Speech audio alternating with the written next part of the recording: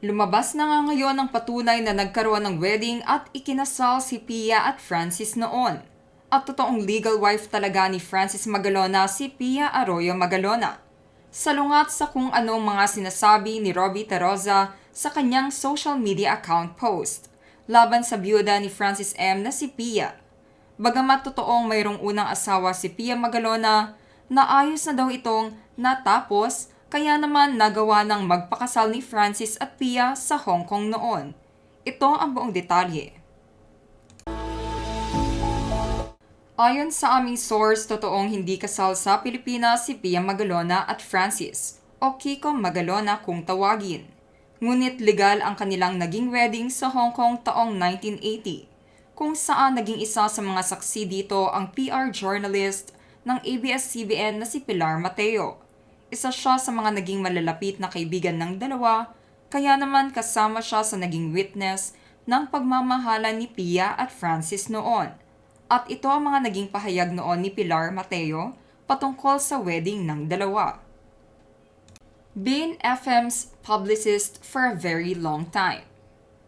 1980 to be exact, right after graduating from UST AB Journalism, kaya 1980 pa lang nagpi-PR na ako sa Annalisa, to the late Julie Vega, pati kay Roderick Paulate, at Miss Celito Del Mundo. Ayon pa kay Pilar Mateo, siya ang official publicist ni Francis Magalona sa matagal na panahon.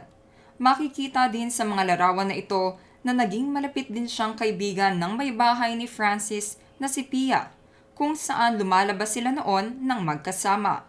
Tinawag din sila noong FM Girls na ibig sabihin ay Francis Magalona Girls. Matatandaan na naging backup singer ni Francis si Pia Magalona noon at nagka-developan ang dalawa at ngayon nga ay mayroon na silang 7 anak. Kasama na mga itinuturing na anak ni Francis M. mula sa naunang relasyon ni Pia Magalona.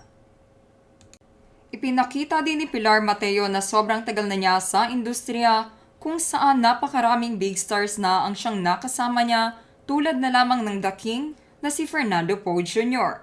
Makikita din sa mga post niya si Richard Gomez o Goma kung tawagin nila noon.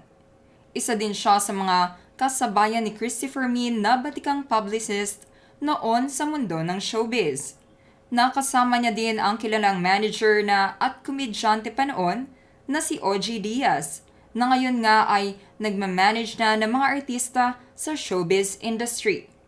Ito pa ang ilan sa mga bigati ng mga celebrities na nakasama niya tulad ng Diamond Star na si Maricel Soriano at ang legendary soap opera kontrabida na si Miss Cherry Hill na lumisan na din kamakailan.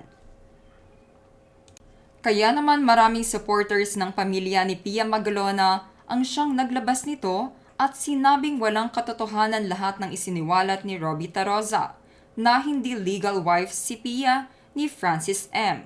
Hanggang sa ngayon nga ay hindi pa din naglalabas ng pahayag ang kampo ng mga Magalona at umaasa na lamang ang mga ito na lilipas din ang issue at matatahimik ulit ang kanilang pamilya.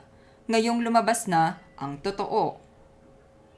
There you have it, mga ka-showbiz peeps. Anong masasabi nyo sa kasal ni Pia Magalona at Francis Magalona? Legal nga ba ito o hindi? Just comment below.